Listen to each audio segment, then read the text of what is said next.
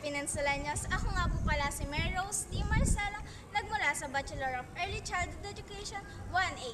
Narito tayo ngayon sa Bataan Peninsula State University kung saan ay magtatanong tayo ng mga ilang estudyante tungkol sa kanilang filosofiya sa buhay at kung paano nila ito nagagamit. Tayo na po!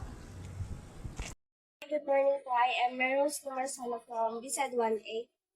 Pwede ko po ba malaman yung pangalan niyo and yung program niyo? Hi, I'm Brenda Tolentino from B.Ed1E. Ano pong filosofiya niyo sa buhay? My philosophy in life is, if you don't know, the thing to do is to learn, not to get scared. Paano niyo po nagagamit yung filosofiya niyo at pwede po ba kayo magbigay ng isang example na nagamit yung kayo filosofiya? Yung philosophy ko kasi is, kapag mayroon kang hindi alam or may natatakot kang gawin, is matuto ka, hindi yung matatakot ka. For example, yung pagpasok ko po sa BSU.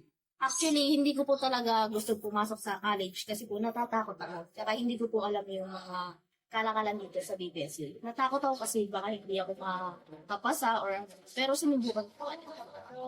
Thank you. Hi, good afternoon po. I am Mary Rose T. Marcelo from BSED 1A. Pwede ko po bang malaman yung name niyo po and yung program po? My name is Clara Kasumpanan. I'm from BEd 1. Ano po filosofiya niyo sa buhay? Yung filosofiya ko po sa buhay is hard work based.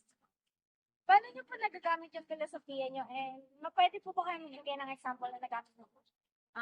Nagagamit ko yung filosofiya ko kasi, once na pinaghirapan ko kasi yung isang bagay, yung kapalit ng is magandang bunga or, in a positive way.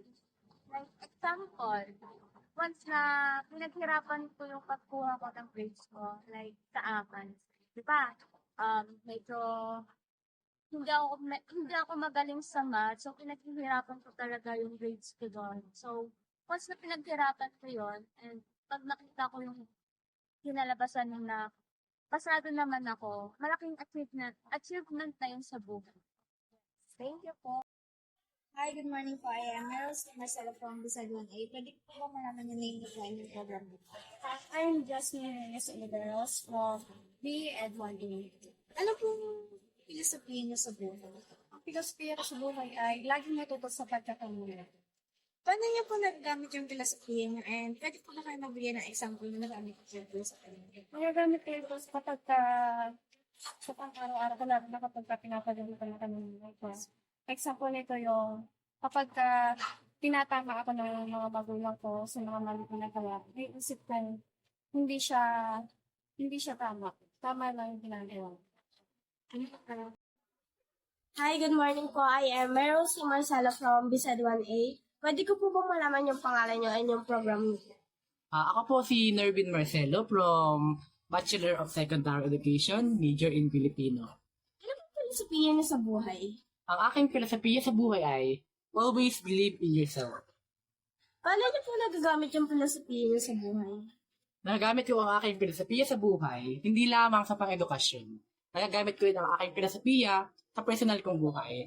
Kasi once na may na-encounter ako mga problema, is kaya ko itong nagpasan. Kasi naniniwala ako na walang ibang makakatulong sa sarili ko, kundi yung sarili ko lang talaga. Kaya pinapahalagan ko ang aking filosofiya sa buhay. Pwede po ba kayo magbigay ng isang example na nagamit niyo po yung filosofiya niyo sa buhay? Nagamit ko po yung filosofiya ko sa buhay, yung senior high school po ako. Dahil sa aking pagtitiyaga, pagtitiwala sa aking sarili, nag-graduate po ako bilang isang salutatorian. Yun po. Thank you. Hi, good morning po. I am Mary Rose T. Marcelo from BSED 1A. May I know your name po and program?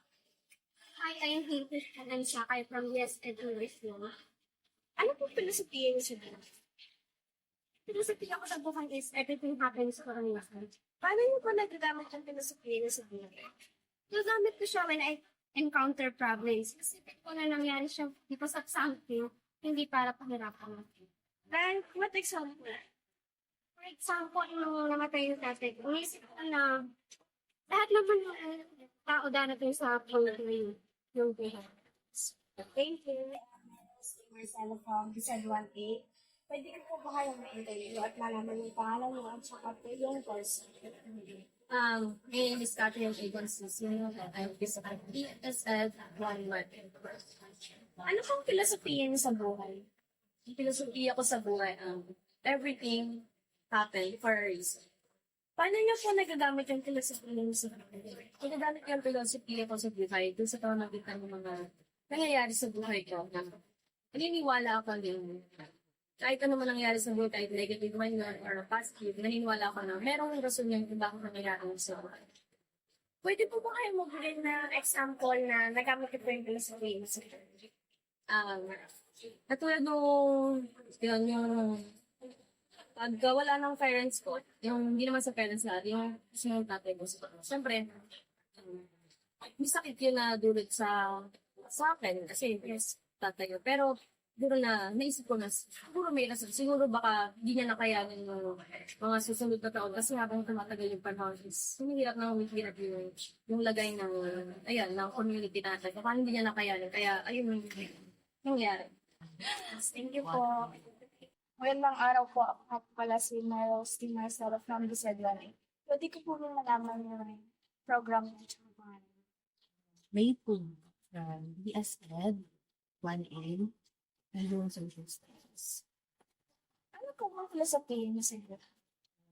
You can find out everything.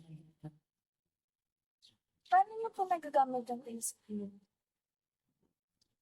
Nagagamit ko siya kapag may natatakot akong gawin ng isang pero kailangan kong subukan. Siyempre, paano kung malalaman?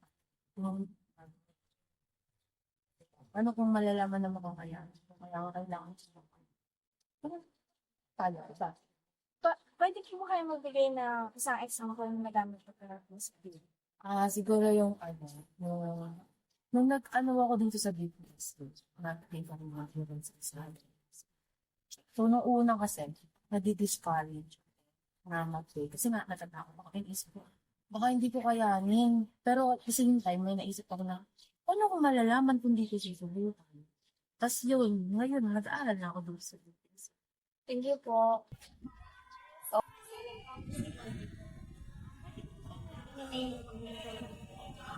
So, I am now going to be this one. Taking third. So, philosophy ang apply ko sa akin sa araw-araw is just be positive and be kind to others because alam naman po natin na may iba't ibang struggle yung iba't ibang tao. Paano niyo po gamit on So, nagagamit ko po ang filosofiya ko ba sa mga circumstances na alam naman po natin na hindi naman po araw-araw good mood tayo or good mood or maganda po yung gising natin. So, nagagamit ko po ito in kahit po na bad mood yung araw ko ngayon, is nakakapag-socialize or communicate po ako ng maganda sa iba't ibang tao. And hindi ko po sila binibigyan ng negative, bagkus pinapalitan ko po ng positive energy.